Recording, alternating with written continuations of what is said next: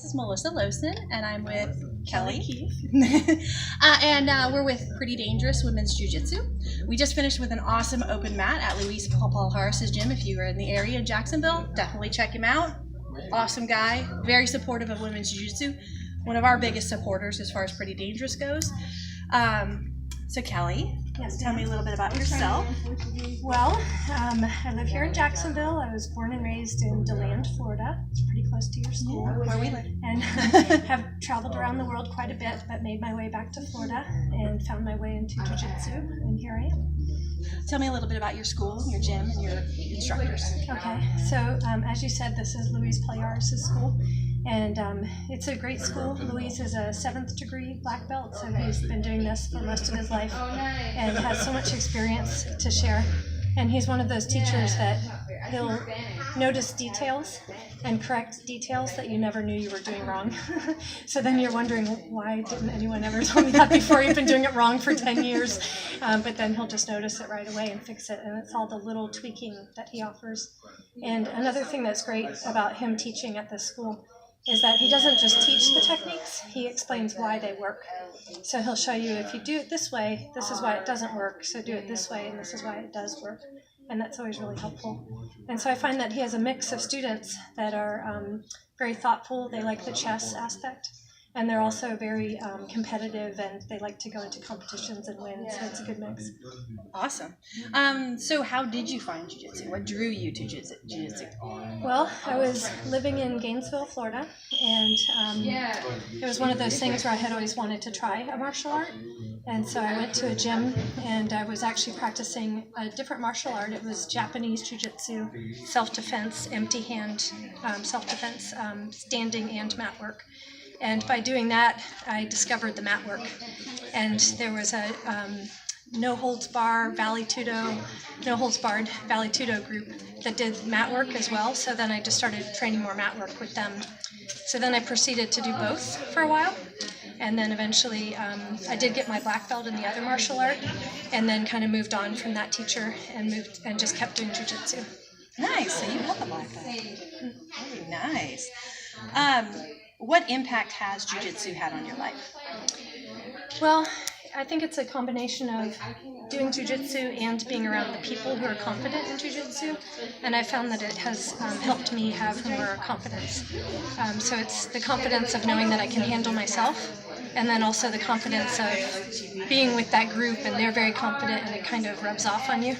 And so I think overall, my persona takes up more of the room, which I like. It helps me at work as well. What's your most memorable jiu-jitsu moment? Oh gosh, there's so many. Oh man, maybe this. This is a pretty big moment. Yeah. What are your views on competition? Do you compete? I have competed. I encourage everybody to compete.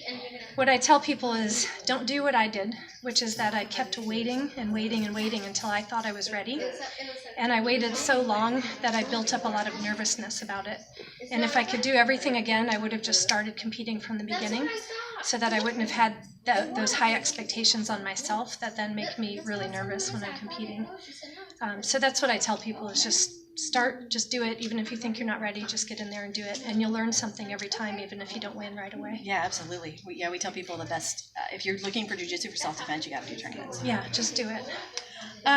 What's your long-term plans for jiu-jitsu? Doing Brazilian Jiu-Jitsu, after having done the Japanese Jiu-Jitsu, doing Brazilian Jiu-Jitsu, my original goal was just to get to blue belt. And now, with the help of Luis and learning so much in this school, I've been able to go beyond that. So now I have my sights set on black belt, of course, everyone thinks about that. And then beyond that, I would like to keep helping women get into the sport. So doing kind of like how you're doing, where you're encouraging women to be in the sport. So I'd like to keep doing that as I progress. What's your favorite aspect of jiu-jitsu? I like to always be learning. You never run out of things to learn. And even when you think you know a move, you don't know the move. A new detail gets thrown your way. Comes right in. So there's always more that you can build on. And part of that is all of the interaction that you have with people. So it's very like give and take with people. You can always be teaching them, and you can always be learning from them. And so I like that aspect of it. What would, or is there anything that you would change about Jiu Jitsu? What's a frustration you have with Jiu Jitsu, if there's any? Yeah, I don't even know if I'd call it a frustration or if it's just matter of fact, is that you accumulate a lot of injuries.